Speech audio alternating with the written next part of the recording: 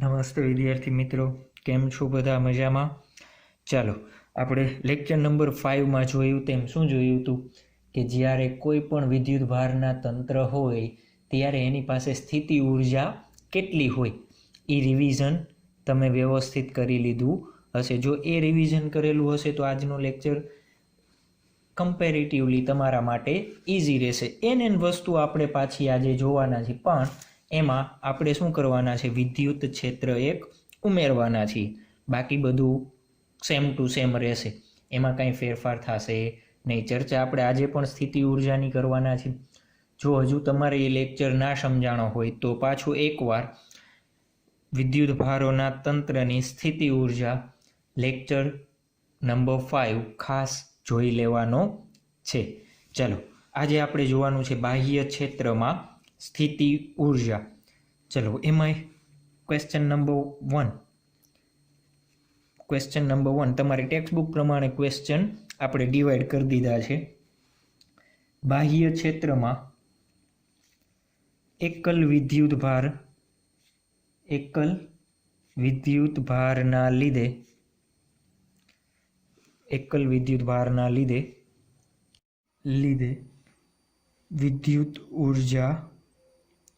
વિદ્યુત ઉર્જા. ચાલો આપણે શું જોવાનું છે? બાહ્ય ક્ષેત્રમાં એકલ વિદ્યુત ભારના લીધે વિદ્યુત ઉર્જા અથવા સ્થિતિ ઉર્જા. વિદ્યુત ઉર્જા એટલે સ્થિતિ ઉર્જા, એ વસ્તુ આપણે જોવાની છે.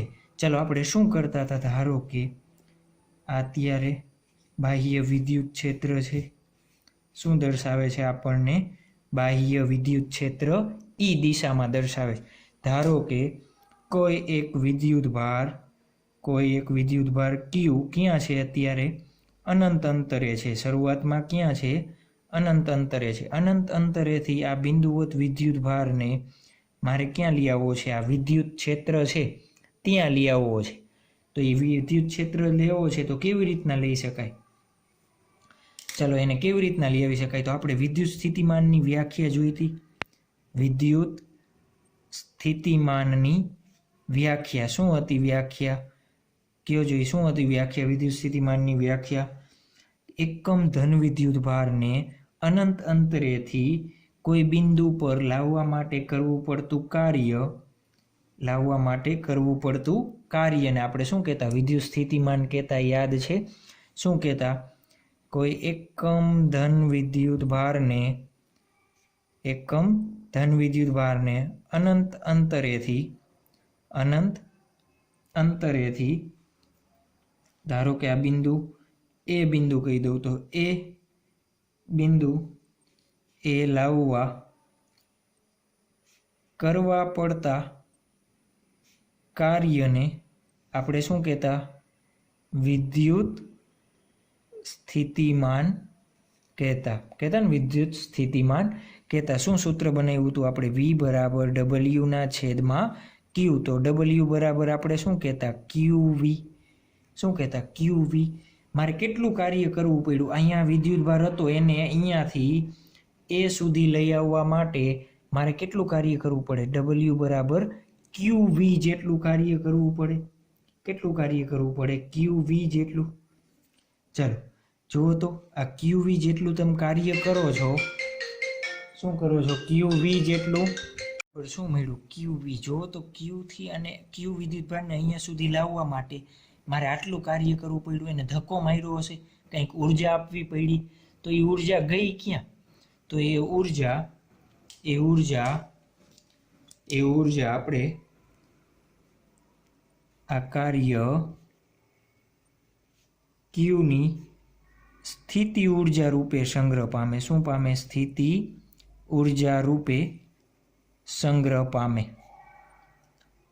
ચાલો તો આ તંત્રની સ્થિતિ ઉર્જા કેટલી થઈ? તો મારે કેવું હોય તો Q × V જેટલી. કેટલી થઈ? Q × V જેટલી. કાર્ય બરાબર જ થશે.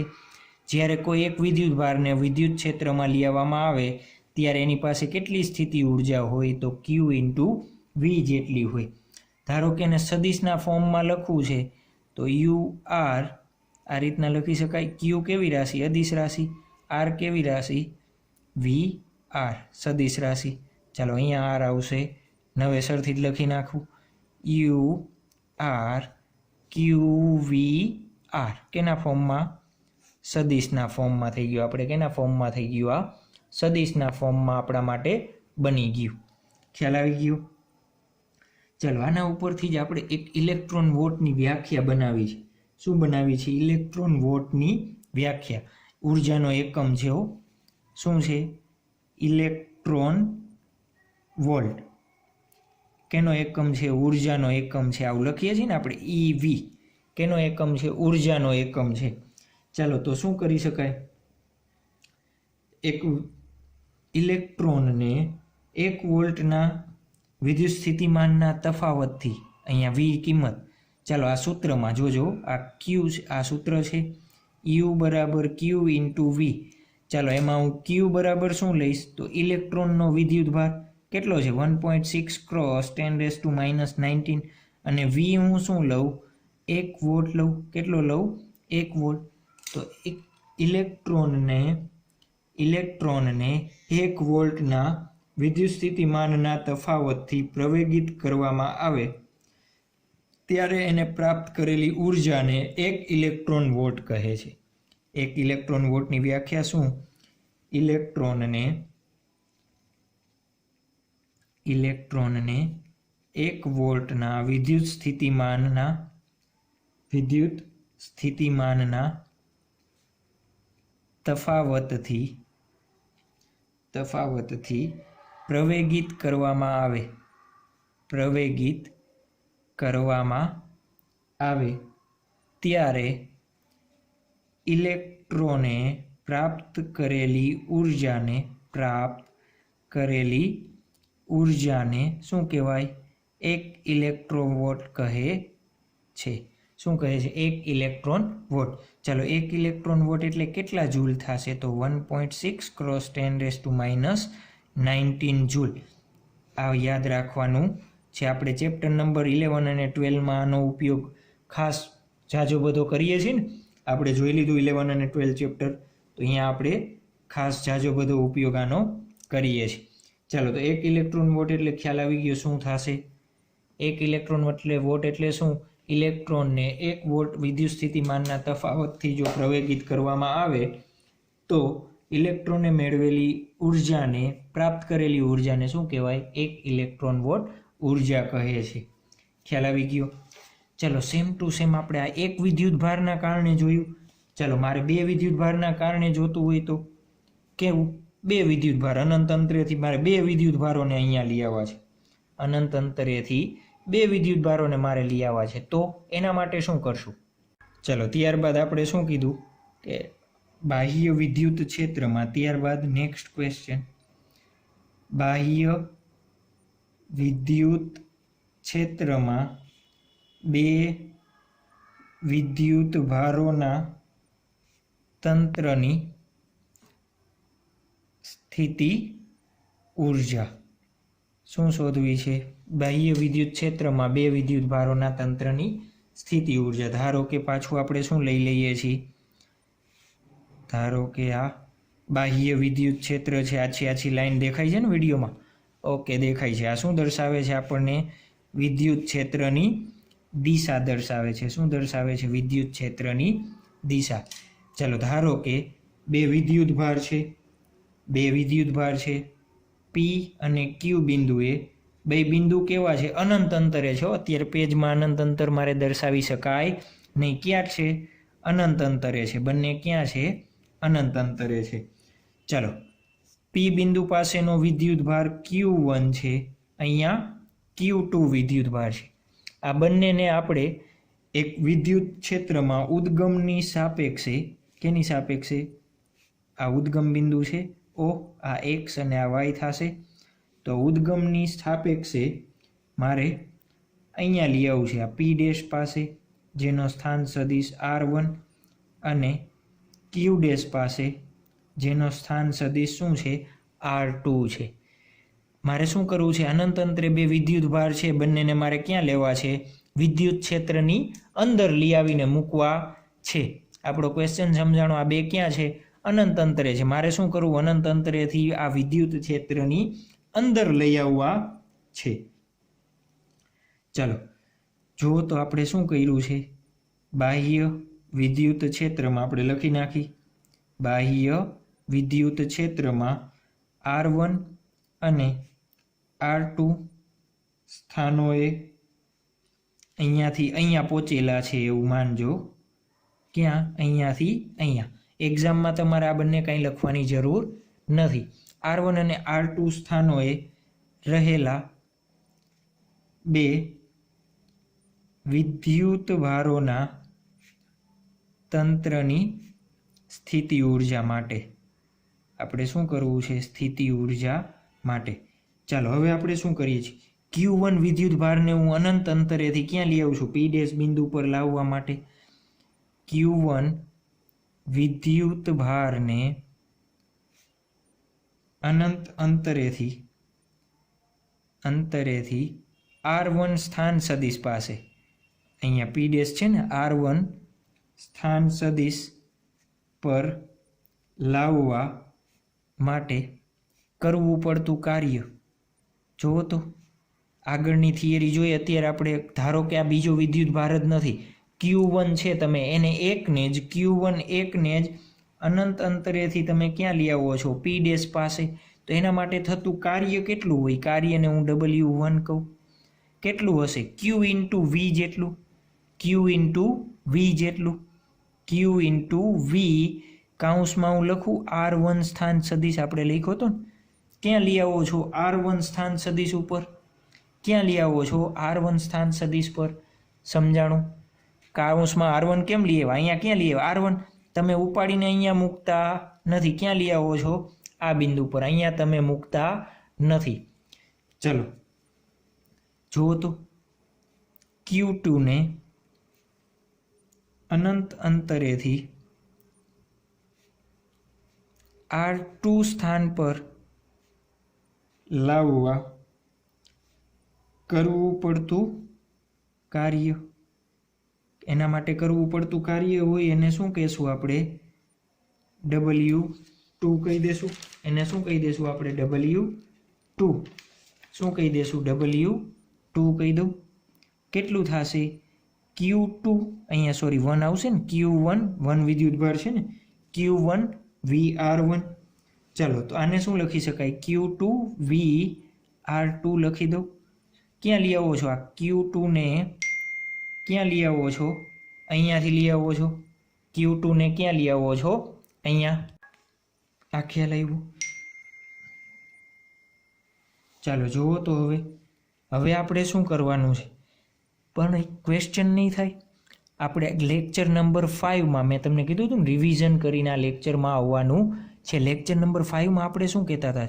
ધારો કે એક વિદ્યુત ભાર અહીંયા પહોંચી ગયો છે, પછી બીજા વિદ્યુત ભારને તમે અહીંયા લઈ આવો છો, બીજા વિદ્યુત ભારને તમે અહીંયા લઈ આવો છો, ત્યારે તમારે એના માટે કંઈક અલગથી કાર્ય કરવું પડે. હા કે ના? કયા લેક્ચરમાં? આગળના લેક્ચરમાં. કયા લેક્ચરમાં? આગળના લેક્ચરમાં. શું જોયું હતું આપણે? જુઓ તો શું જોયું હતું? જુઓ તો યાદ કરો, જલ્દી યાદ કરો. ચાલો શું કહું છું? Q1ના કારણે, જો Q1ના કારણે અહીંયા વિદ્યુત સ્થિતિમાન હશે ને, ધારો કે આ બંને વચ્ચેનું અંતર હું કહી દઉં R12. શું કહી દઉં? R12. Q1ના કારણે Q' પર સ્થિતિમાન અથવા વિદ્યુત ક્ષેત્ર, શું કહું? અથવા વિદ્યુત ક્ષેત્રની વિરુદ્ધમાં કાર્ય કરવું પડે. અહીંયા વિદ્યુત ક્ષેત્ર ઉદ્ભવશે તો આના માટે મારે કાર્ય કરવું પડે. અરે યાર, ન સમજમાં આવ્યું? શું કહેવા માંગુ છું? જો તો આ Q1 અહીંયા આવી ગયો, Q1 વિદ્યુત ભાર છે તો એને પોતાનું વિદ્યુત ક્ષેત્ર હોય કે ન હોય? હોય ને. આપણે લાસ્ટ લેક્ચરમાં એક્સપ્લેન કર્યું હતું, યાદ છે તમને? આ રીતના ડ્રો કર્યા હતા આપણે. તો જુઓ તો આ વિદ્યુત ક્ષેત્ર છે તો એને મારે આની વિરુદ્ધમાં લઈ આવવો પડે ને અહીંયા. તો એના માટે મારે કાર્ય કરવું પડે. તો એ કાર્ય કેટલું હોય? તો આપણે લાસ્ટ લેક્ચરમાં જોયું હતું કે આ બંને વિદ્યુત ભાર Q1 Q2 ઇન્ટુ બંને વચ્ચેનું અંતર R12, બંને વચ્ચેનું અંતર, જ્યાં R12 એ શું દર્શાવે છે આપણને? બંને R12 શું દર્શાવે છે? બંને વિદ્યુત ભાર વચ્ચેનું અંતર દર્શાવે, વચ્ચેનું અંતર છે. ચાલો જુઓ તો આખા તંત્રની કુલ સ્થિતિ ઉર્જા કેટલી થઈ? તો બે વિદ્યુત ભારોના તંત્રની સ્થિતિ ઉર્જા કેટલી થશે? બે વિદ્યુત ભારોના તંત્રની સ્થિતિ ઉર્જા કેટલી થશે? વિચારો. જો તો મારે કેટલા કાર્ય કરવા પડ્યા? એક આ તો ઈ Q1 પાસે સંગ્રહિત થશે, એક આ Q2 પાસે સંગ્રહિત થશે, એક આ ઈ પણ Q2 પાસે થશે. તો બંને માટે કુલ કેટલી થાય? W1 plus W2 plus W3. તો W1 શું છે? Q1 VR1 plus Q2 VR2 plus KQ1 Q2 by R12. ખ્યાલ આવ્યો? શું કર્યું છે? ખ્યાલ આવી ગયો તમને? સમજાણું કે ન સમજાણું? ચલો આવડી જશે. આ આવડી જશે ને? તો આ થઈ ગયું આપણે બે વિદ્યુત ભારોના તંત્રના લીધે સ્થિતિ ઉર્જા. ચાલો તો એક સાથે સાથે આપણે ઉદાહરણ જોઈ લેશું. આપણું ટેક્સ્ટ બુકનું જ છે ઉદાહરણ નંબર એના 3 પાર્ટ છે. આપણે ત્રણેય પાર્ટ અલગ અલગ રીતે જોશું. ચાલો ઉદાહરણ નંબર 2.5 એમાં ફર્સ્ટ એ ત્રણેય પાર્ટ આપણે શું કરશું? અલગ અલગ રીતે જોશું. શું કહે છે? -900 સેન્ટીમીટર અને 900 સેન્ટીમીટર સ્થાનોએ રહેલા બે વિદ્યુત ભારો અનુક્રમે 7 માઇક્રોકુલમ અને -2 માઇક્રોકુલમના તંત્રની સ્થિત વિદ્યુત ઉર્જા શોધો. ચાલો જોજો, ગયા લેક્ચરનું પણ આમાં મિક્સઅપ છે. ગયા લેક્ચરમાં કેમ નથી કરાવેલો? કેમ કે આમાં ત્રીજો ઓપ્શન સી છે એ આપણે એ રીતના જોવાનો છે. ચલો તો હવે જુઓ તો શું કરશો? બે વિદ્યુત ભાર તંત્રના પુશ કરો અને ફટોફટ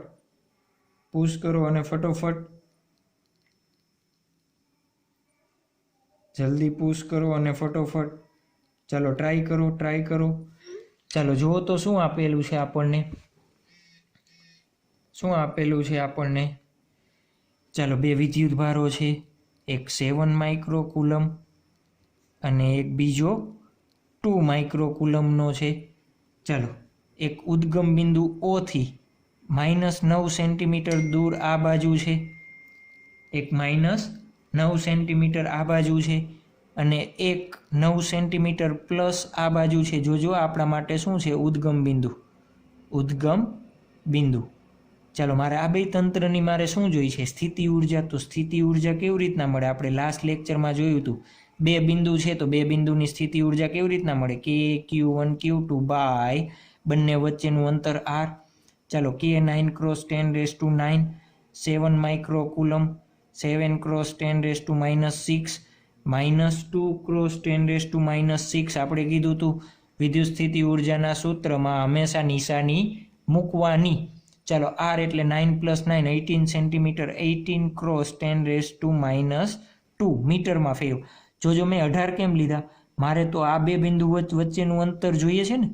તો આ કેટલું થાય? 9 + 9 18 સેન્ટીમીટર થાય. કેટલું થાય? 18 સેન્ટીમીટર. તો એની ઉર્જા કેટલી થશે? -0.7 જૂલ જેટલી ઉર્જા હશે. ખ્યાલ આવી ગયો? ચાલો એનો બી ઓપ્શન જોઈએ આપણે. ચાલો ઓપ્શન નંબર બી શું છે? ઓપ્શન નંબર બી આ બે વિદ્યુત ભારોને અનંત અંતર સુધી જુદા પાડવા માટે કરવું પડતું કાર્ય. ચાલો શું કીધું આપણે? બે વિદ્યુત ભારો આપણે આગળ જે ડ્રો કર્યા હતા એ બે વિદ્યુત ભારોને આપણે અનંત અંતર સુધી અલગ કરવા હોય આ હતા ને, એક શું હતો 7 માઇક્રોકુલમ, એક -2 માઇક્રોકુલમ. અહીંયા ઉદ્ગમ બિંદુ હતું, બંને વચ્ચેનું કુલ અંતર હતું 18 સેન્ટીમીટર. ચાલો આની સ્થિતિ ઉર્જા આપણે શોધી હતી, કેટલી હતી એ ઇનિશિયલ સ્થિતિ ઉર્જા -0.7 જૂલ. ચાલો આ બેને અનંત અંતર સુધી જુદા કરી નાખીએ આપણે. તો અનંત અંતરે બંનેની સ્થિતિ ઉર્જા શું થશે જુઓ તો. અનંત અંતરે સ્થિતિ ઉર્જા UF કેવી હોય? 0 હશે. કેવી હશે? 0 હોય. સાચું કે ખોટું? યાદ છે આપણે કીધું હતું અનંત અંતરે સ્થિતિ ઉર્જા આપણે કેવી ગણવાના છીએ? 0 લેવાના છીએ. ચાલો તો કરવું પડતું કાર્ય W બાહ્ય બળ કેવી રીતના મળે? તો UF - UI ક્યાં આવી ગયું સાહેબ? આવું તો ક્યાંય એવું નથી. આવું આપણે સ્ટાન્ડર્ડ 11માં ચેપ્ટર નંબર 6 કાર્ય ઉર્જા પાવરમાં ભણી ગયા છે. બેસ્ટ સ્થિતિ ઉર્જાનો તફાવત બાહ્ય બળ વડે થતા કાર્ય બરાબર હોય છે. અને આ ચેપ્ટરમાં પણ આપણે શરૂઆતમાં તમને એક્સપ્લેન કર્યું છે. ચલો માઇનસ +0.7 જૂલ જેટલું શું કરવું પડશે? કાર્ય કરવું પડે. ચાલો ત્યારબાદ નંબર સી શું આપેલું છે? ધારો કે આ બે વિદ્યુત ભારોના તંત્રને બાહ્ય વિદ્યુત ક્ષેત્ર E બરાબર A/r² માં મૂકવામાં આવે છે. જ્યાં A બરાબર તમને કિંમત આપી છે 9×10⁵ ન્યૂટન પર કુલમ મીટર સ્ક્વેર. તો આ તંત્રની સ્થિતિ ઉર્જા કેટલી હશે? ચાલો આ ક્વેશ્ચન હવે કેવો થઈ ગયો જુઓ. અત્યારે બાહ્ય વિદ્યુત ક્ષેત્ર હતું નહીં, હવે શું આવી ગયું? બાહ્ય વિદ્યુત ક્ષેત્ર આવી ગયું. શું આવી ગયું? બાહ્ય વિદ્યુત ક્ષેત્ર. અત્યારે જે આપણે થિયરી જોઈ એની કિંમત કેટલી આપી છે? A/r². કેટલી આપેલી છે? A/r² જેટલી. ચાલો તો જુઓ તો A/r² જેટલી આપેલી છે. આ બે વિદ્યુત ભાર પાછા એને 7 માઇક્રોકુલમ 2 માઇક્રોકુલમ માઇનસ, બંને વચ્ચેનું અંતર 18 સેન્ટીમીટર. ચાલો જુઓ તો હવે મારે આ તંત્રની સ્થિતિ ઉર્જા શોધવી છે. તો આપણે અત્યારે જ જસ્ટ થિયરી હજી પૂરી કરી. શું કરી? આપણે બીજી થિયરી પૂરી કરી. ચાલો એ બીજી થિયરી પૂરી કરી એના માટે એના માટે શું સૂત્ર જોયું હતું આપણે? જુઓ તો સ્થિતિ ઉર્જા આ તંત્રની શું હોય? Q1V_r1 + Q2V_r2 + KQ1Q2 છેદમાં બે વચ્ચેનું અંતર r. આવું સૂત્ર જોયું? બાહ્ય વિદ્યુત ક્ષેત્રમાં જે અત્યારે જ આપણે આ થિયરી જોઈ. બે વિદ્યુત ભારો જ છે તો બે વિદ્યુત ભાર માટે આપણે આ શોધેલું. હતું. યાદ છે ને? ચાલો તો હવે જુઓ તો મારે VR1 VR2 શોધવા છે. આપણી પાસે છે નહીં તો કેવી રીતના મળશે? ચાલો આગળ આપણે ચેપ્ટરમાં શું જોયું હતું? E અને V વચ્ચેનો સંબંધ જોયો તો, વિદ્યુત ક્ષેત્ર અને વિદ્યુત સ્થિતિમાન વચ્ચેનો સંબંધ જોયો તો V બરાબર આપણે શું લખતા? E.r આવું લખતા. E.r આ રીતના લખતા સંબંધ આપણે કે ન લખતા? તો જુઓ તો અહીંયા હું શું લખી શકું? Q1 E1 × ΔR1. કેમ E1 લખ્યો છે? વિદ્યુત ક્ષેત્ર અંતરના વ્યસ્ત પ્રમાણમાં છે એટલે આ બિંદુએ વિદ્યુત ક્ષેત્ર અલગ હશે, આ બિંદુએ પણ વિદ્યુત ક્ષેત્ર અલગ હશે. એટલા માટે જોજો, આ બિંદુએ વિદ્યુત ક્ષેત્ર અલગ હશે અને એ બિંદુએ પણ વિદ્યુત ક્ષેત્ર અલગ હશે. ચાલો આ ઉદ્ગમ બિંદુ O છે. જુઓ તો આને હું R1 કહી દઉં ઉદ્ગમ બિંદુની સાપેક્ષે, અને આનું અંતર હું શું કહી દઉં? R2 કહી દઉં ઉદ્ગમ બિંદુની સાપેક્ષે. કે ન સમજાણું? तो अहींया डेल्टा R1 ની જગ્યાએ ખાલી શું લખું હું R1 plus Q2 E2 R2 લખી દઉં। અહીંયાથી આટલું છે તો આ દિશામાં R2 અંતર છે તો અહીંયા વિદ્યુતભાર કેટલો બદલાશે, વિદ્યુત ક્ષેત્ર કેટલું બદલાશે પ્લસ કે Q1 Q2 બાય R। ચાલો Q1 આને Q1 કહી દે, આને Q2 કહી દે। Q1 ને એમનો E1 ની કિંમત મૂકો A બાય R ની જગ્યાએ મારે શું મૂકવું પડે R1 square into R1 plus Q2 E2 ની જગ્યાએ મારે શું મૂકવું પડે A બાય R, R પણ કેવો લેવાનો R2 નો સ્ક્વેર ઇન્ટુ R2 પ્લસ કે Q1 Q2 divide by R, બંને વચ્ચેનું અંતર, બંને વચ્ચેનું અંતર છે।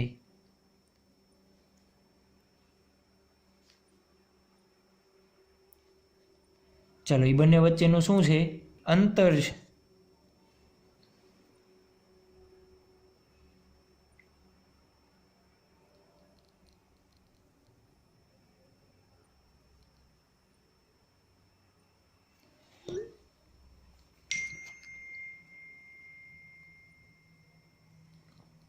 બંને વિદ્યુતભાર વચ્ચેનું શું છે અંતર Q1।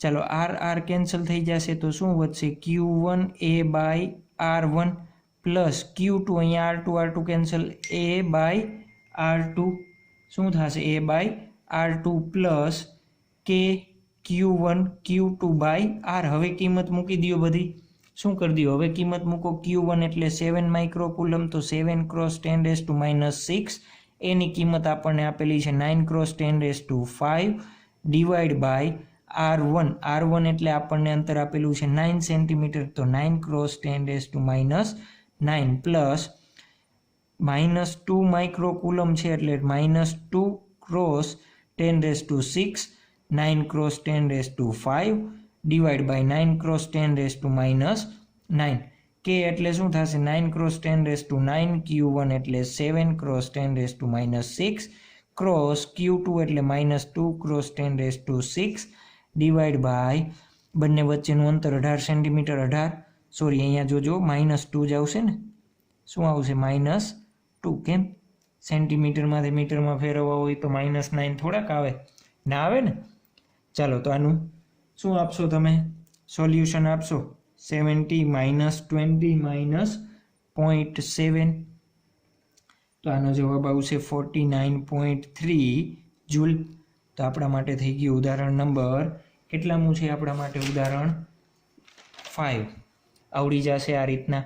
તો ચાલો હવે આપણે આ જે જોયું એ જ રીતે કેના માટે જોશું ડાયપોલમાં, કેમાં ડાયપોલમાં સ્થિતિ ઉર્જા કેટલી હોય, ડાયપોલ એ બે વિદ્યુતભારનો જ બનેલો છે ને, ડાયપોલ પણ કેટલા વિદ્યુતભારનો બનેલો છે બે વિદ્યુતભાર। નેક્સ્ટ ક્વેશ્ચન, બાહ્ય સમાન વિદ્યુત ક્ષેત્રમાં મૂકેલ વિદ્યુત ડાયપોલની સ્થિતિ ઉર્જાનું સૂત્ર મેળવવાનું છે। ચાલો બાહ્ય સમાન વિદ્યુત ક્ષેત્ર, સમાન વિદ્યુત ક્ષેત્ર એટલે આપણે શું કહીએ છીએ કેવા હોય ક્ષેત્ર રેખાઓ એકબીજાને સમાંતર અને બધી ક્ષેત્ર રેખાઓ વચ્ચેનું અંતર કેવું હશે એક સમાન હોય એને શું કહીએ છીએ આપણે સમાન વિદ્યુત ક્ષેત્ર કહીએ છીએ। ચાલો એની અંદર આપણે શું કરવાનું છે એક ડાયપોલ મૂકવાનો છે, શું મૂકવાનો છે એક ડાયપોલ મૂકવાનો છે। ચાલો ડાયપોલને આપણે મૂકીએ આ રીતના મૂકતા ને આપણે ડાયપોલ યાદ છે ચેપ્ટર નંબર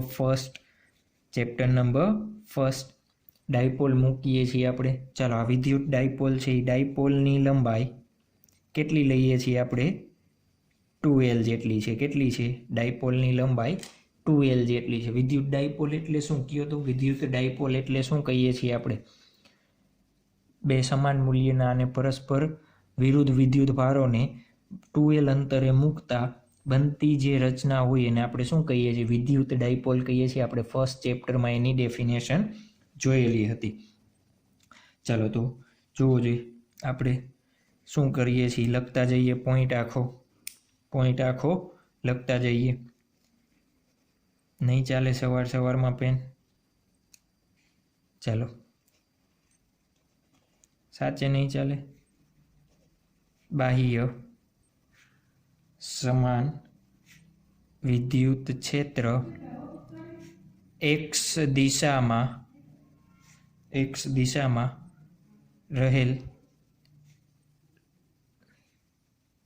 રહેલ છે.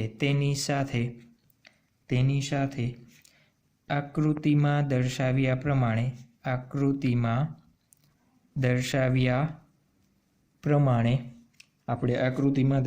પ્રમાણે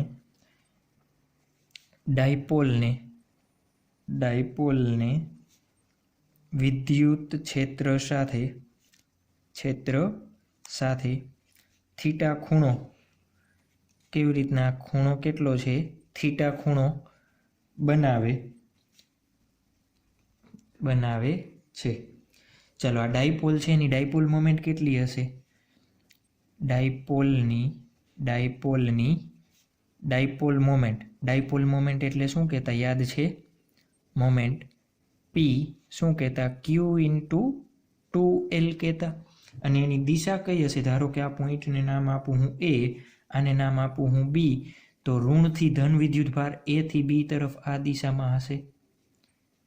આ એરો કર્યો એ દિશામાં હોય ને. ફર્સ્ટ ચેપ્ટરની વાર્તા છે. કેની વાર્તા છે? ફર્સ્ટ ચેપ્ટરની વાર્તા છે. તેની દિશા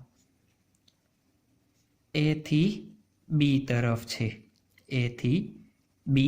તરફ છે. જોજો, આઈએમપી ક્વેશ્ચન છે. કેવો છે? થિયરી માટે તમારે આઈએમપી ક્વેશ્ચન છે, પૂછાઈ શકે. ચલો, આપણે આ ડાયપોલની શું શોધવી છે? વિદ્યુત ક્ષેત્રમાં મૂક્યો છે ત્યારે એની સ્થિતિ ઉર્જા શોધવી છે. ચાલો, એની સ્થિતિ ઉર્જા શોધવી હોય તો જુઓ તો સ્થિતિ ઉર્જા કેવી રીતના મળશે? તો આ ડાયપોલની સ્થિતિ ઉર્જા, આ બે ઉપર સ્થિતિ ઉર્જા હું શોધી લઉં ને એનો બેનો સરવાળો કરી દઉં તોય મને મળી જાય, અથવા સંકલન કરી દઉં તોય મને મળી જશે. તો આ ડાયપોલની, વિદ્યુત ડાયપોલ લખતો નથી હો, આ ડાયપોલની સ્થિતિ ઉર્જા એટલે તેના બંને વિદ્યુતભારોનો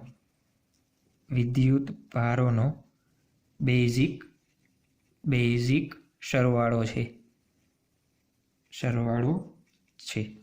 ચાલો જુઓ તો, આપણે વિદ્યુત ક્ષેત્રમાં ડાયપોલ રાખો છો ત્યારે એના બંને વિદ્યુતભાર ઉપર એક બળ ઉદ્ભવે છે, ક્યુ બળ. આ રીતના ક્યુ ઈ જેટલું આ દિશામાં અને એક આ દિશામાં ઉદ્ભવે છે, માઇનસ ક્યુ ઈ જેટલું. પ્લસ વિદ્યુતભાર હંમેશા કઈ દિશામાં જશે? વિદ્યુત ક્ષેત્રની દિશામાં. ઋણ વિદ્યુતભાર ઉપર વિદ્યુત ક્ષેત્રની વિરુદ્ધ દિશામાં બળ લાગે, તો એ લખી દે માઇનસ ક્યુ અને પ્લસ ક્યુ વિદ્યુતભારો પર પ્લસ ક્યુઈ અને માઇનસ ક્યુઈ જેટલા કેવા હશે? બંને સમાન મૂલ્યના, પરસ્પર વિરુદ્ધ દિશામાં છે. સમાન મૂલ્યના અને પરસ્પર વિરુદ્ધ દિશામાં બળ લાગે છે. આ બળના કારણે શું થશે? ટોર્ક ઉદ્ભવશે. કઈ દિશામાં? આ દિશામાં ટોર્ક ઉદ્ભવે છે. આ રીતના આપણે લાસ્ટ ચેપ્ટરમાં આની ચર્ચા કરેલી હતી. આ કેની દિશા છે? ટોર્કની દિશા છે. ચાલો, તો આ બળ યુગ્મના કારણે, યુગ્મ કેમ કીધું? બે જોડ છે ને. યુગ્મના કારણે ડાયપોલ ટોર્ક અનુભવે છે. ચાલો, આપણે શું શોધવી છે? સ્થિતિ ઉર્જા શોધવી છે. સ્થિતિ ઉર્જા એટલે શું? આપણને ખબર છે. તો કરેલ કાર્ય બરાબર સ્થિતિ ઉર્જાનો તફાવત થાય. કરેલ કાર્ય બરાબર સ્થિતિ ઉર્જાનો તફાવત થાય કે ન થાય? ક્યાં જોયું છે આપણે? સ્ટાન્ડર્ડ 11 ચેપ્ટર નંબર 6માં જોયેલું છે. જુઓ તો હું આવું લખી શકું, કાર્ય W બાહ્ય બળ વડે થતું કાર્ય. ચાલો, આ રીતના ડાયપોલ છે. મારે આ ડાયપોલને અહીંયાથી આ રીતના ફેરવવું હોય તો, આ પોઝિશનમાં લઈ આવવું હોય તો, જો આ ડોટેડ કર્યો છે એ પોઝિશનમાં મારે લઈ આવવો છે. કયો? આ ડોટેડ કરેલી પોઝિશન છે એ રીતના. પહેલાં આ રીતના છે, એને મારે કાર્ય કરીને આ દિશામાં લઈ જવો છે. તો જુઓ તો મારે કાર્ય આ દિશામાં કરવું પડશે. ચાલો, તો કાર્ય શું થાય? કાર્ય શું થશે? કાર્ય શું થશે W બાહ્ય બળ બહારથી કામ કરવું પડશે ને વડે થતું કાર્ય હું અહીંયાથી આને ધક્કો મારીશ તો આ બાજુ જશે ને તો એના વડે થતું કાર્ય જોતું હોય તો એ કાર્ય કેવી રીતના મળે જુઓ તો T × d થીટા ટોર્ક અને કેટલા ખૂણે આપણને ખબર છે કાર્ય એટલે શું થાય ટોર્ક ગુણ્યા સ્થાનાંતર થાય ટોર્ક ગુણ્યા કોણીય સ્થાનાંતર જોજો ટોર્ક ગુણ્યા કોણીય સ્થાનાંતર ચાલો લિમિટ જુઓ તો શું થશે આની લિમિટ θ1 થી θ2 ધારો કે આ θ1 કહી દો અને આખું આ મૂલ્ય છે એને θ2 કહી દે આ શું છે આપણા માટે θ1 આ θ2 કહી દે તો અહીંયા પહેલાં હતો ડાયપોલ અહીંયાથી લઈને અહીંયા સુધી મારે શું કરવું પડે એનો ટોર્ક જોજો બધી જગ્યાએ અલગ હશે પહેલાં અહીંયા રાખીશ અહીંયા રાખીશ અહીંયા રાખીશ તો ઉદ્ભવતું ટોર્ક કેવું હશે અલગ અલગ હશે ટોર્કનું મૂલ્ય શું થશે આપણે ફર્સ્ટ ચેપ્ટરમાં જોયું હતું બાહ્ય વિદ્યુત ક્ષેત્રમાં મૂકતા એનો ટોર્ક શું હોય બાહ્ય વિદ્યુત ક્ષેત્રમાં મૂકીએ તો એનું ટોર્ક શું થશે જોવો જોઈએ મૂકીએ ત્યારે એના ઉપર ઉદ્ભવતું ટોર્ક આપણે ફર્સ્ટ ચેપ્ટરમાં ભણી ગયા છીએ શું હોય P×E શું હશે P×E જેટલું E કેના ઉપર આધાર રાખે ખૂણા ઉપર આધાર રાખે ધારો કે અહીંયા છે તો આ ખૂણાનું મૂલ્ય બદલ્યું તો ટોર્ક બદલે અહીંયા છે તો ખૂણાનું મૂલ્ય બદલ્યું ટોર્ક બદલે તો જોવો જોઈએ જેમ ખૂણો બદલતો જશે એમ ટોર્ક બદલે છે જે રીતના ખૂણો ચેન્જ થશે એમ ટોર્ક ચેન્જ થતું જશે એટલે મારે શું કરવું પડે બધાનો સરવાળો કરવો પડે અહીંયાથી અહીંયા સુધી જ્યાં સુધી જાય ત્યાં સુધી મારે શું કરવો પડે એનો સરવાળો કરવો પડે સરવાળા માટે આપણે શું લીધેલું છે સંકલન સરવાળા માટે શું લીધેલું છે સંકલન ચાલો આપણને ખબર છે ડાયપોલ પર ઉદ્ભવતું ટોર્ક ડાયપોલ પર ઉદ્ભવતું ટોર્ક કેટલું હશે ટોર્ક ઇઝ ઇક્વલ ટુ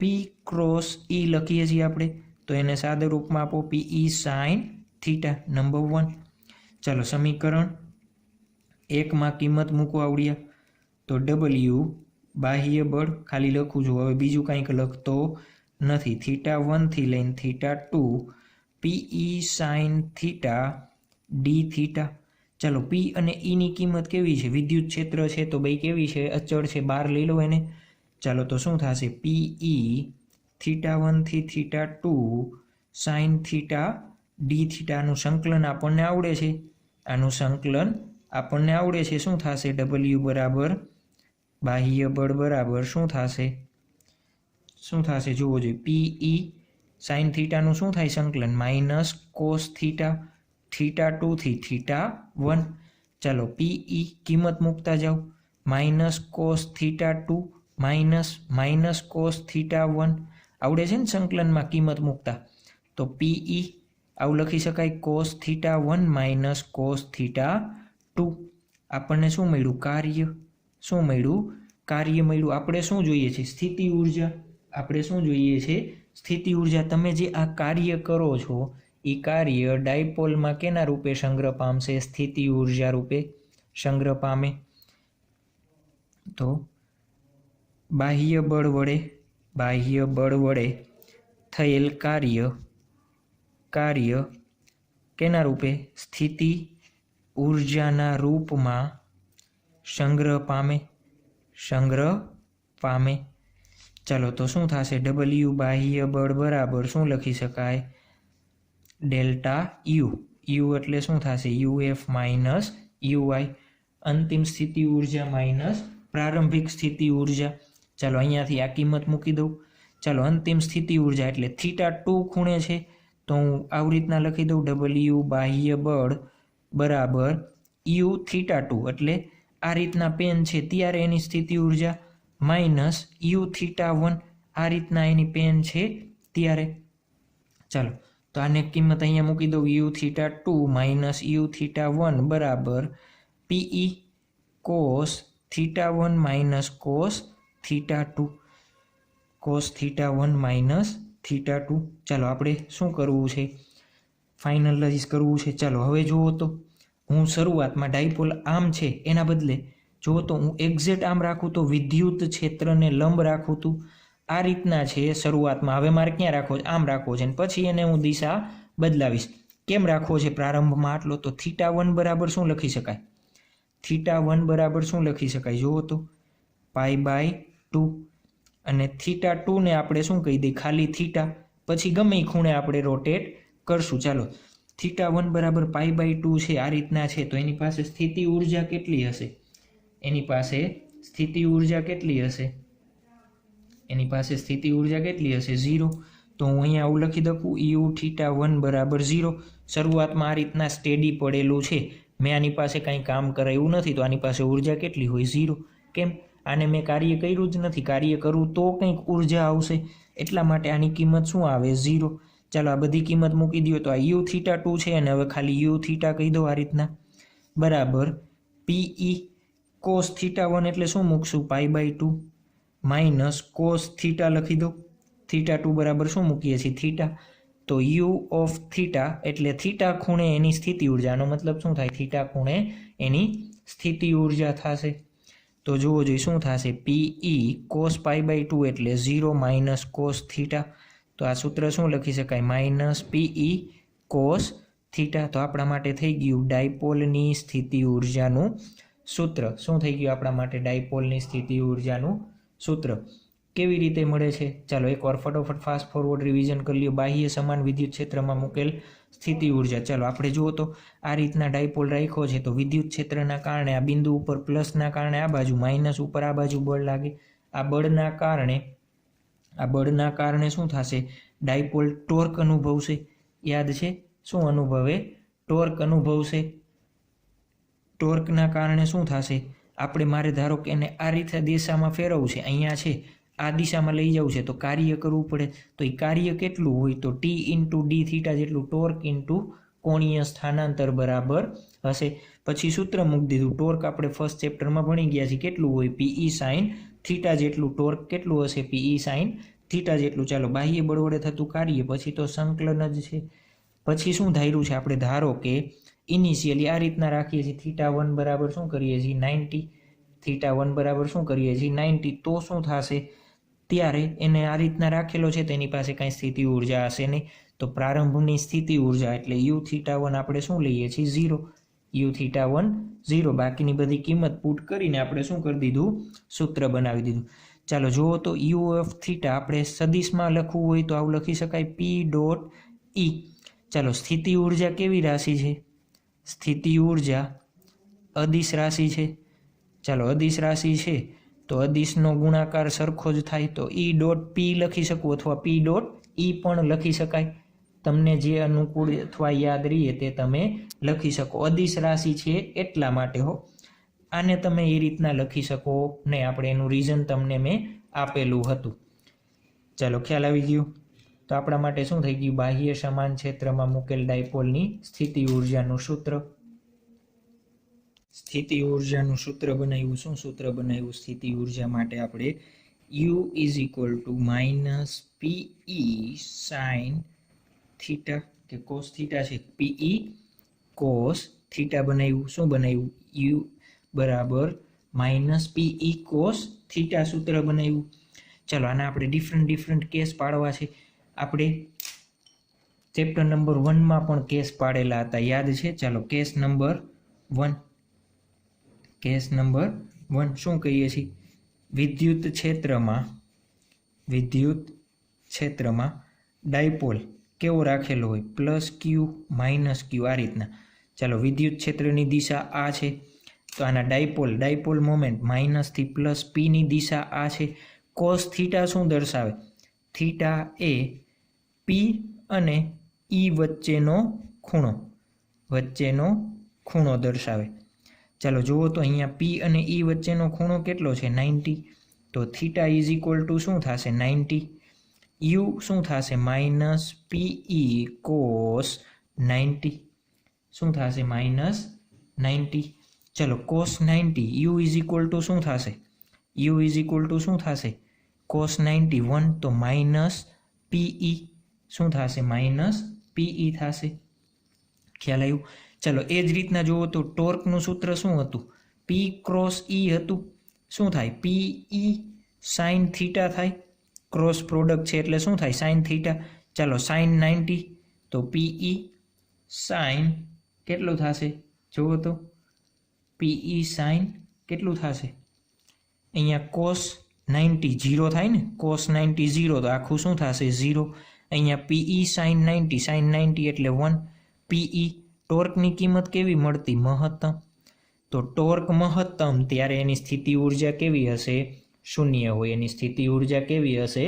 શૂન્ય. ખ્યાલ આવ્યો? ચલો કેસ નંબર 2. Case number 2. ચલો વિદ્યુત ક્ષેત્ર છે ઈ.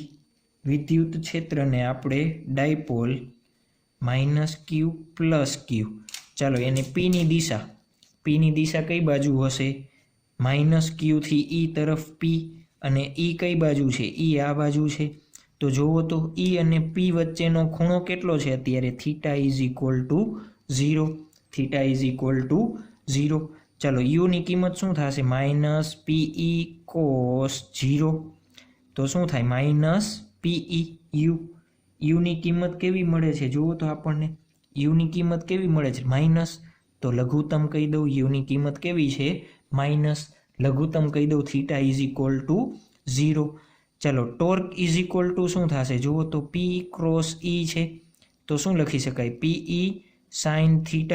ચાલો sin 0, PE sin 0, તો જવાબ શું આવે? 0. ટોર્ક કઈ કેવું છે? લઘુત્તમ. ચાલો જુઓ તો કોઈ પણ તંત્ર હંમેશા પોતાની ઉર્જા લઘુત્તમ હોય એવામાં રહેવાની ટ્રાય કરે, હા કે ના? ચાલો આ રીતના મેં અત્યારે ડાયપોલ રાખેલો છે. ધારો કે હું એને આ રીતના થોડો ખસેડું તો શું કરશે? પાછો પોતાની મૂળ સ્થિતિ આવી જવાની ટ્રાય કરે. તો આપણે સંતુલનના પ્રકાર જોયા હતા, યાદ છે? તો આને શું કહેવાય? સ્થાયી સંતુલન સ્થિતિ. જોજો શું કહેવાય? સ્થાયી સંતુલન સ્થિતિ. ચાલો તો સ્થાયી સંતુલન સ્થિતિ આ ક્યાં જોયું છે આપણે? સ્ટાન્ડર્ડ 11 ચેપ્ટર નંબર 6માં સ્ટેબલ ઇક્વિલિબ્રિયમના પ્રકાર જોયા હતા, ખબર છે? Types of equilibrium. સ્થાયી સંતુલન, અસ્થાયી સંતુલન, અને બીજું શું જોયું હતું? Neutral position. સ્થાયી સંતુલન એટલે શું? કોઈ પણ પદાર્થ હોય એને તમે પોતાની જગ્યાએથી ખસેડો તો પાછું પોતાની મૂળ સ્થિતિમાં આવી જાય, તો એને સ્થાયી સંતુલન કહેવાય. ખ્યાલ આવ્યું? ચાલો કેસ નંબર 3. કેસ નંબર 3 શું આપેલો છે? કેસ નંબર 3 જોવો જોઈએ આપણને. કેસ નંબર 3 θ = આપણે લેશું 180. અત્યારે અહીંયા થીટા કેટલો લીધો તો 90. અહીંયા થીટા કેટલો છે? 0. જોજો MCQ પૂછાય. સ્થાયી ડાયપોલને બાહ્ય વિદ્યુત ક્ષેત્રમાં મૂકતા સ્થાયી સંતુલન સ્થિતિ ક્યારે સર્જાશે? θ = 0, θ = 90 કે θ = 180 ક્યારે હશે? θ = 0 હોય ત્યારે સ્થાયી સંતુલન સ્થિતિ સર્જાશે. ચલો કેસ નંબર 3. આ 180 શું દર્શાવે? P અને E વચ્ચેનો ખૂણો કેટલો હોવો જોઈએ? 180. એનો મતલબ શું થશે? ડાયપોલ આ જ રીતના રાખશું, પણ -q અહીંયા +q અહીંયા. જુઓ તો એનો P કઈ દિશામાં થશે? આ દિશામાં. E કઈ દિશામાં છે? આ. તો બંને વચ્ચેનો ખૂણો કેવો છે? 180 ડિગ્રી. ચાલો યુની કિંમત શું થશે? -pe cos 180. cos 180 ની કિંમત શું થશે? cos 180 ની કિંમત શું થાય? -1. ચાલો તો +pe. તો યુની કિંમત કેવી મળી? મહત્તમ. યુની કિંમત કેવી મળી? મહત્તમ. જો તો આ રીતના તમે રાખેલો છે, આને તમે થોડુંક સ્થાનાંતર આપશો એટલે પોતાની પાછી મૂળ સ્થિતિ પ્રાપ્ત કરશે નહીં. તો એને શું કહેશું આપણે? અસ્થાયી સંતુલન સ્થિતિ. શું કહેવાય? અસ્થાયી સંતુલન સ્થિતિ, અથવા ઇંગ્લિશમાં કહીએ છીએ આપણે અનસ્ટેબલ ઇક્વિલિબ્રિયમ. શું કહીએ છીએ? અનસ્ટેબલ ઇક્વિલિબ્રિયમ કહીએ છીએ. ચાલો ખ્યાલ આવ્યો? શું થાય છે? અનસ્ટેબલ ઇક્વિલિબ્રિયમ કહીએ છીએ. ચાલો આ સ્થિતિમાં એનો ટોર્ક કેટલો હશે? સાથે સાથે ટોર્કનું રિવિઝન કરી લઈએ છીએ. આપણે આ ચેપ્ટર નંબર 1માં ઓલરેડી ભણી ગયા છીએ. PE sin 180 થશે. ચાલો 180 એટલે શું થાય? 0. શું થશે? 0. ટોર્ક કેવું હશે? અગેન એ પોઝિશન ઉપર 0 હોય. ખ્યાલ આવી ગયો? તો આ થઈ ગયા 3 કેસ. સ્થાયી સંતુલન, અસ્થાયી સંતુલન, અને એની સ્થિતિ ઉર્જા કેવી હોય? 0 હોય. એની સ્થિતિ ઉર્જા કેવી હોય? 0. જોજો આ બંનેમાં ડિફરન્સ છે. આ 0 છે અને આ માઇનસ મૂલ્ય છે. તો આ બંનેમાંથી ઓછું શું થાય? માઇનસ હોય. એટલા માટે મેં લઘુત્તમ લખેલું છે. ખ્યાલ આવ્યું? લઘુત્તમ કેમ લખેલું છે? ખ્યાલ આવી ગયો?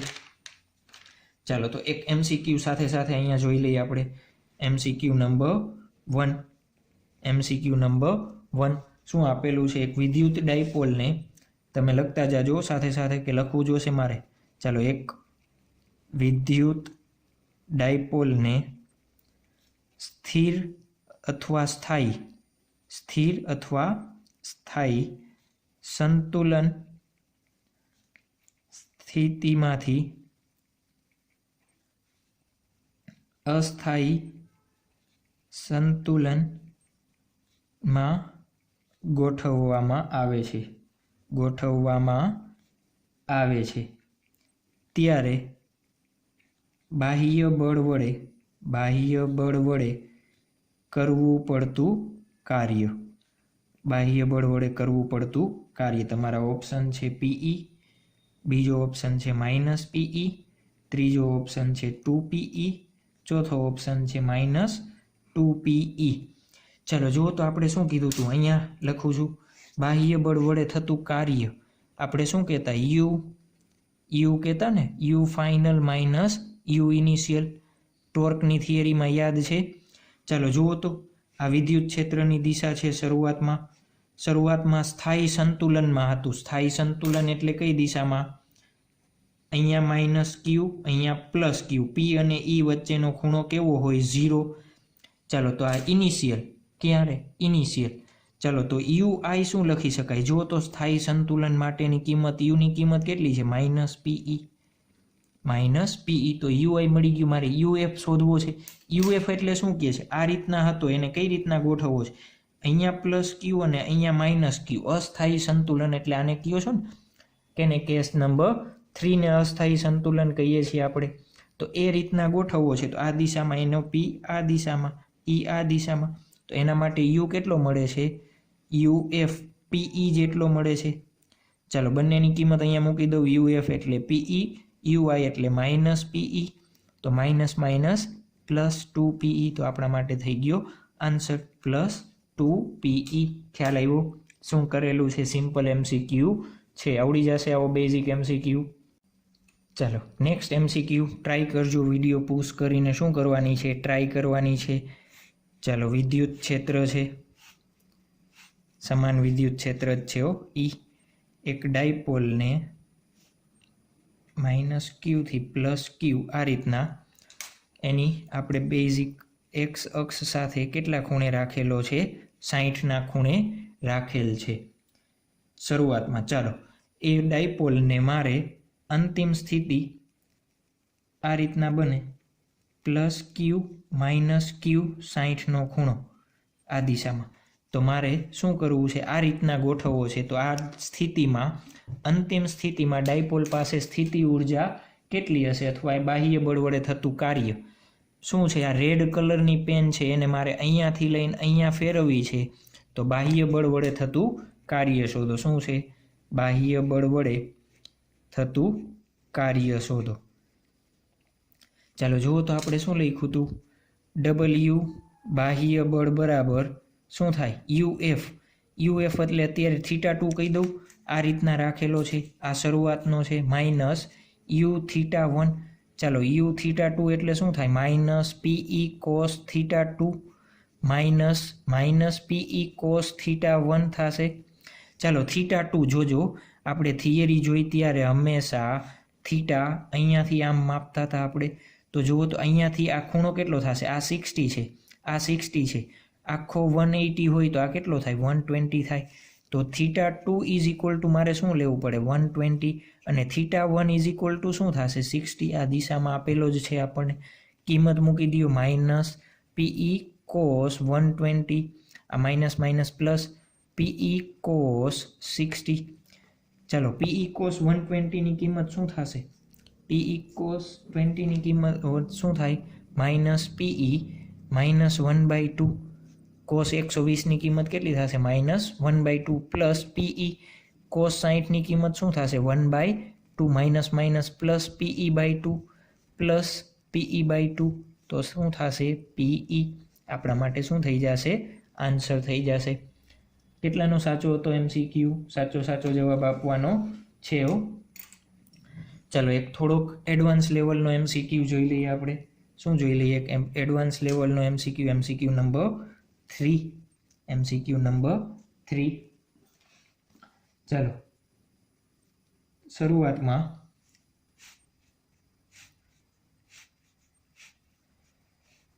આ રીતના ડાયપોલ રાખેલો છે પ્લસ ક્યુ માઇનસ ક્યુ। ચાલો આના ઉપર ઉદ્ભવતું જુઓ તો બળ ક્યુ ઈ આ દિશામાં માઇનસ ક્યુ ઈ આ દિશામાં, એના કારણે શું ઉદ્ભવશે? ટોર્ક ઉદ્ભવશે। તો આ દિશામાં એ ડાયપોલ ગતિ કરશે ત્યારે અહીંયા સ્થાયી સંતુલન સ્થિતિ હશે ને, આ રીતે હોય તો સ્થાયી સંતુલન સ્થિતિ હશે। ચાલો ક્વેશ્ચન શું છે? જો તો આ રીતના હોય ટોર્કના કારણે આ રીતના આમ જશે, પાછો એ સ્થાયી સંતુલન સ્થિતિમાં ગોઠવાય એવી ટ્રાય કરે તો આ રીતના પાછો આમ શું કરશે? દોલન કરે। તો મારે એનો કોણીય વેગ શોધવાનો છે। શું ક્વેશ્ચન લખી લો? ડાયપોલ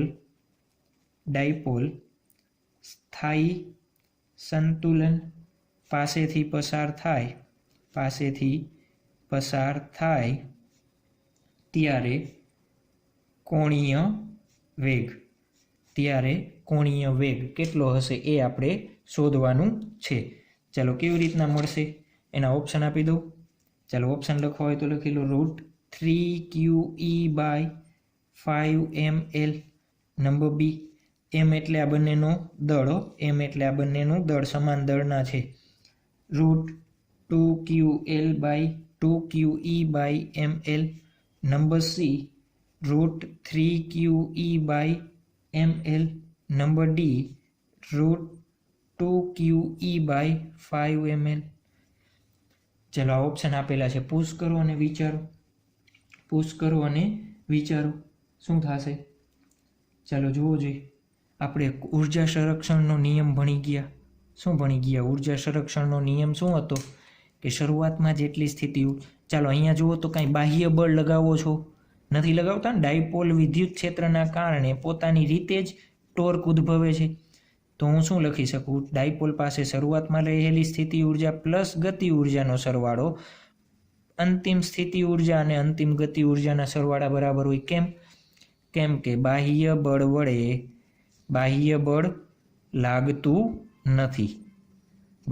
લાગતું નથી તો W બાહ્ય બળ શું થાય? 0 થાય। જોજો આ ક્યાં ભણી ગયા છે આપણે? સ્ટાન્ડર્ડ 11 ચેપ્ટર નંબર 6 કાર્ય ઉર્જા પાવર। ટૂંક સમયમાં તમને રિવિઝન માટે આ PDF તમારા વોટ્સઅપમાં મળી જશે, અને જેને ના મળે એને યુટ્યુબમાં મારા વોટ્સઅપ નંબર છે એમાં મેસેજ કરજો એટલે તમને સેન્ડ થઈ જશે। ચાલો તો આ થઈ ગયું। જોવો જોઈએ UI આ રીતના હતો ત્યારે એની પાસે સ્થિતિ ઉર્જા કેટલી હતી? તો સ્થિતિ ઉર્જા માઇનસ PE cos થીટા થાય, પ્લસ ગતિ ઉર્જા એની પાસે ગતિ હતી નહોતી, કાંઈ વેગ છે નહીં। અંતિમ સ્થિતિ ઉર્જા, અંતિમ એટલે કઈ દિશામાં? અહીંયા ગોઠવાઈ છે તો શું થશે? માઇનસ PE cos 0 લખી દઉં ડાયરેક્ટ, આ દિશામાં છે તો આ એની P અને આ એના માટે E, બંને વચ્ચેનો ખૂણો શું થશે? 0, PE cos 0 પ્લસ KF અંતિમ ગતિ ઉર્જા। ચાલો કોણીય વેગ શોધવાનો છે તો એની ગતિ ઉર્જા શું હોય? અંતિમ શું થશે? 1/2I⍵²। જોજો કોણીય ગતિ ઉર્જા જોઈ છે મારે, કેવી જોઈ છે? કોણીય ગતિ ઉર્જા, એનું સૂત્ર છે। ચાલો PE જો તો શરૂઆતમાં થીટા આ રીતના હતો ત્યારે P ની દિશા આ છે, E આ દિશામાં છે તો બંને વચ્ચેનો ખૂણો cos 90 માઇનસ PE cos 0 એટલે 1 પ્લસ 1/2I⍵²। cos 9 ની કિંમત 0 તો 0 બરાબર માઇનસ PE પ્લસ 1/2I⍵²। તો PE બરાબર શું લખી શકાય? 2PE બરાબર I⍵² લખી દઉં। ચાલો જુઓ તો I મારે જોશે, I આપણા માટે શું થશે? જડત્વની ચાક માત્રા। ચાલો એ કેવી રીતના મળે? તો અહીંયા જુઓ તો આ બે વિદ્યુત ભાર છે, એમ સમાન મૂલ્યના બે વિદ્યુત ભાર છે। ચાલો એનું આ સેન્ટર O હશે, આનું અંતર L છે, આ ડાયપોલ જ છે ને L છે, તો એની જડત્વની ચાક માત્રા શું થાય? ml² પ્લસ ml², તો શું થશે? 2ml²। સ્ટાન્ડર્ડ 11 ચેપ્ટર નંબર 7 આપણે આ ફાઇન્ડ આઉટ કરેલું છે તો અહીંયા મૂકી દઉં। 2PE બરાબર જુઓ તો શું થશે? 2ml શું લખી શકાય? અહીંયા 2ml² લખી દઉં ઇન્ટુ ω²। ચાલો પી એટલે શું છે? ડાયપોલ મોમેન્ટ છે એટલે શું થાય? ક્યુ ઇન્ટુ 2L. તો 2Q into 2L into E, 2ml square omega square. ચાલો જુઓ તો આ 2 કેન્સલ, પછી એક આ L કેન્સલ થઈ જશે, તો ઓમેગા સ્ક્વેર બરાબર શું થશે? જોવો જોઈએ, લખતા જાઓ. 2QE divide by ml. તો ઓમેગા બરાબર વર્ગમૂળમાં 2QE બાય ml આપણા માટે શું થઈ જશે? આન્સર. આવડી જશે આવા MCQ, આવડી જશે ને? તો નેક્સ્ટ એક તમારું ઉદાહરણ નંબર 6 ટેક્સ્ટ બુકનું ઉદાહરણ નંબર 6 જોઈ લઈએ આપણે. શું આપેલું છે જોવું જોઈએ ઉદાહરણ નંબર 6માં. ચલો, આપણને શું કીધું છે? તમે ટેક્સ્ટ બુક સાથે લઈને બેસશો. ટેક્સ્ટ બુકમાં આપેલું છે એક દ્રવ્યના અણુને 10⁻29 cm જેટલી કાયમી વિદ્યુત ડાયપોલ ચાક માત્રા છે. ડાયપોલ ચાક માત્રાને આપણે શું કહીએ છીએ? પી. તો પી કેટલું આપેલું છે? કુલમ ઇન્ટુ મીટર જેટલી. આ દ્રવ્યના 1 મોલ જથ્થાને 10⁻6 વોલ્ટ પર મીટર વિદ્યુત ક્ષેત્ર આપેલું છે. 10⁻6 વોલ્ટ પર મીટર જેટલું વિદ્યુત ક્ષેત્ર લગાડીને ધ્રુવીભૂત કરવામાં આવે છે. ચાલો, ક્ષેત્રની દિશા એકાએક 60ના કોણ જેટલી બદલાવવામાં આવે છે. જો તો પ્રારંભમાં સ્થિતિ શું હતી?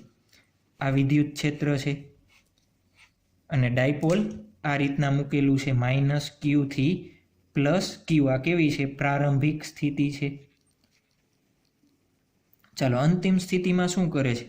ડાયપોલને તો આપણે અહીંયા ને અહીંયા રાખ્યું છે, પણ વિદ્યુત ક્ષેત્ર જે હતું અહીંયા એને આ રીતના ચેન્જ કરી દીધું. શું કરી દીધું? ચેન્જ કરી દીધું. એટલે જુઓ તો આ ડાયપોલનો પી અને ઈ વચ્ચેનો ખૂણો આપણને આપ્યો છે 60 ડિગ્રી. શું આપેલું છે? 60 ડિગ્રી આપેલો છે. અથવા તમે એ રીતના સમજી શકો, વિદ્યુત ક્ષેત્ર આ રાખો તો ડાયપોલને 60 ડિગ્રી રોટેટ કરાવી દો. આપણને શું કીધું? ક્ષેત્રની દિશા એકાએક 60 ડિગ્રી ચેન્જ કરી દીધી છે. આ દ્રવ્યની ડાયપોલ ક્ષેત્રની નવી દિશામાં મુક્ત થતી ઉષ્માની ગણતરી કરો. આપણે ઉર્જા કેટલી મુક્ત થશે એ શોધવાનું છે. અને આપણને એક બીજું આપ્યું છે 1 મોલ એટલે 10 કેટલું થાય? 23. 6 × 10⁻23 અણુઓ આપણને આપેલું છે. ચાલો, આપણને શું શોધવાનું છે? મુક્ત થતી ઉર્જા શોધવી છે. ડેલ્ટા યુ બરાબર શું થાય? UF - UI થાય અંતિમ. આપણા માટે કેવી સ્થિતિ છે? અંતિમ સ્થિતિ. આપણા માટે પ્રારંભિક. તો જુઓ તો -PE cos θ2 -PE cos θ2. ચાલો, -PE cos θ2 આ અંતિમ સ્થિતિ છે ને? અંતિમ સ્થિતિ. અને આના માટે શું થશે? -PE cos θ1 કહી દઉં. ચાલો, θ2 આ કેસ માટે જુઓ તો θ એટલે વિદ્યુત ક્ષેત્ર અને P વચ્ચેનો ખૂણો કેટલો છે? 60. આમાં કેટલો છે? 0. કેટલો છે? 0. તો જુઓ તો શું થશે? તો -PE cos θ કેટલો આવશે? 60 degree. Minus plus PE cos 0. ચાલો, -PE cos 60 એટલે 1/2 પ્લસ PE બંનેનું સાદુરૂપ આપશો તો કેટલું આવશે? PE/2 જેટલું. ચાલો, P ની કિંમત આપણને આપેલી છે, E ની કિંમત આપણને આપેલી છે ને? પણ જોજો, કુલમ પર મીટર આપણને કેમાં આપેલા છે? કુલમ મીટરમાં આપેલું છે. ચાલો, P ની કિંમત જુઓ તો આપણને કેવી આપી? કુલમ પર મીટરમાં આપી. પણ આપણને બીજું શું આપ્યું છે? જુઓ તો અણુઓ 1 મોલ છે, દ્રવ્યના 1 મોલ જથ્થાને આપણે તો મોલમાં જથ્થો આપ્યો છે. તો જુઓ તો 1 મોલમાં અણુઓની સંખ્યા કેટલી? આટલી હોય. તો એક અણુની ડાયપોલ મોમેન્ટ કેટલી આપી છે આપણને? એક અણુની, જોજો આપણને આ કેના માટે આપી છે? એક અણુ માટે રકમ સ્પેસિફાઈ કરેલું છે. એક અણુની ડાયપોલ મોમેન્ટ કેટલી છે? 10⁻29. પણ આપણી પાસે કેટલો છે? 1 મોલ જથ્થો છે, તો એની અંદર કેટલા હોય? 6 × 23 અણુની ડાયપોલ મોમેન્ટ કેટલી થાય? તો 6 × 10⁻23 × 10⁻29. આ P ની જગ્યાએ આપણે આ કિંમત મૂકવી પડે.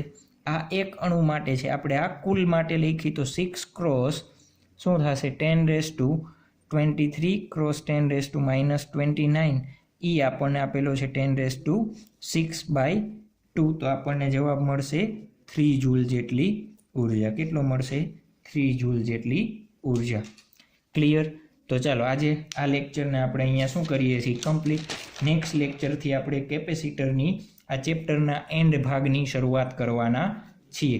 એન્ડ ભાગ કેપેસિટર્સની ચર્ચા કરવાના છીએ.